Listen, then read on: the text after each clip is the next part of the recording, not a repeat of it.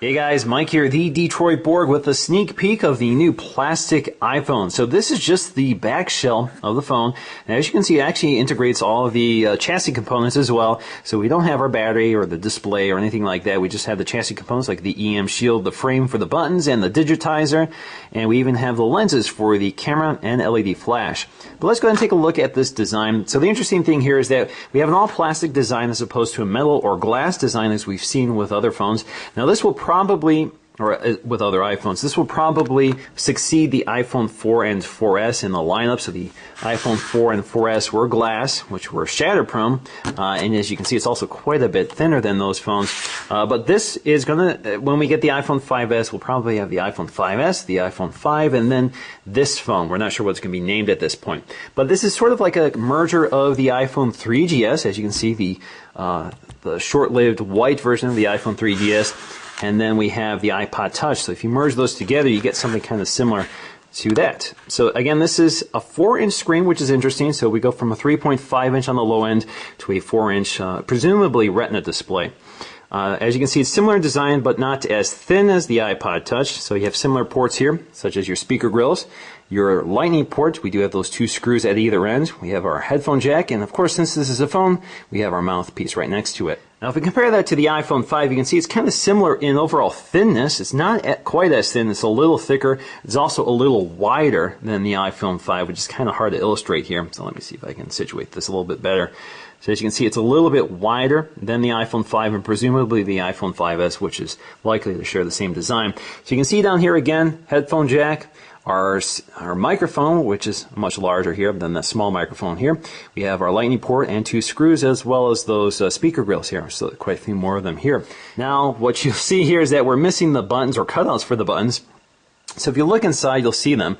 So we have that sort of volume cutout here. These are the volume buttons. They're kind of pill-shaped, very similar to the ones on the iPod Touch. We also have a cutout for the volume or the mute switch. Pretty much similar design, similar layout. Now the buttons themselves won't be metal, they'll be plastic and will be color coded to the body of the phone.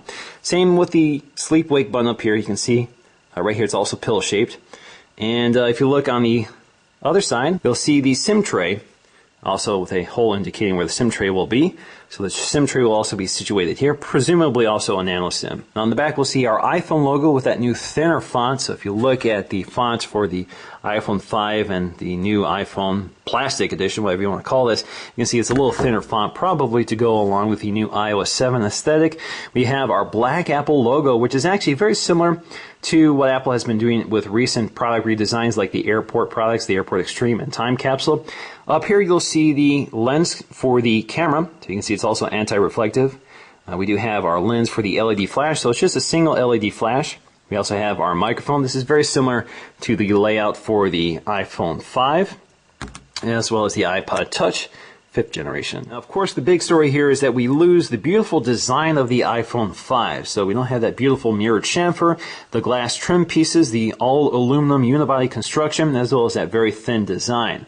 So we have a pretty simple plastic shape, very glossy. Has a very nice form factor to it, just like the iPhone 5. Feels very comfortable to hold, a nice square edge to grab onto, and grip is not too small, so you can grab it off a table pretty comfortably, and it just handles very nicely. It's a very comfortable size, and it's a very nice quality plastic. So it's a pretty simple design. It's all unibody plastic. It's not like the old one, the 3G and 3GS, where you had the metal frame. So it's a little different, it's a little cleaner overall. I actually really like it. It's certainly much thinner than that, as you can see. And of course you can see other details here, such as that chrome ring around the camera lens and the flash. You don't see that here with the plastic case. And again, if you look at the bottom, you just see a lot more work has gone into the iPhone design. So you have all these micro drilled holes. We have the chrome rings around the lightning port and the headphone jack. So a lot of that is gone, of course, with the plastic phone. Now, just to take a close look at the inside chassis, you can see how everything is mounted in here. So you can see the frame for the lightning port, the frame for the SIM tray, frame for all the buttons, the frame for the digitizer. Up here you can see we have these little temporary covers for the camera as well as LED flash. Same with the cutouts for the volume buttons and mute switch. Now, assuming this is the official Apple iPhone shell, I'm pretty impressed overall by what I see. I like the thin, lightweight form factor, and I really like the design. It's simple, of course, not a lot of detail here, not a lot of parts to highlight.